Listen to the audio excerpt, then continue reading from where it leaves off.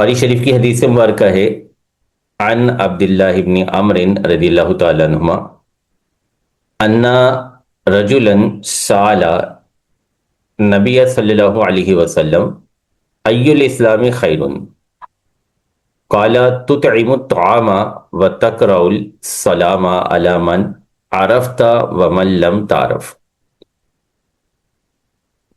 راوی بیان کرتے ہیں ایک شخص رسول کریم صلی اللہ علیہ وسلم سے سوال کرتے ہیں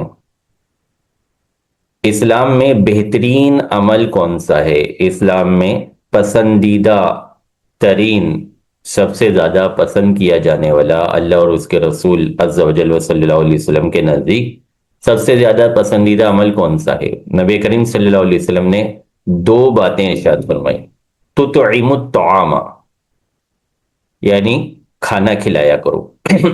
اب یہاں پہ کوئی قید نہیں لگائی گئی کہ کھانا کس کو کھلانا ہے، غریب کو کھلانا ہے، فقیر کو کھلانا ہے، مسکین کو کھلانا ہے، امیر کو کھلانا ہے، دوست کو کھلانا ہے، گھر والوں کو کھلانا ہے یا رشتہ داروں کو کھلانا ہے۔ یہاں پر بہترین عمل اس کو قرار دیا گیا کہ کھانا کھلایا کرو۔ تو کھانا کھلانا ہمارے یہاں ماشاءاللہ سحر و افطار کے سلسلے ہوا کرتے ہیں، اور مسلمان جو ہے بڑے بڑھ چڑھ کر اس میں حصہ لیتے ہیں، سحریوں کا بھی اہتمام کرتے ہیں، لوگوں کے لیے افطاریوں کا بھی اہتمام کرتے ہیں۔ تو یہ بہت اچھی ایک روایت ہے، ایک بہت اچھا انداز ہے، اس پر ہمیں عمل کرنا چاہیے۔ نبی کریم صلی اللہ علیہ وسلم نے اس کو اسلام کا ایک بہترین عمل قرار دیا۔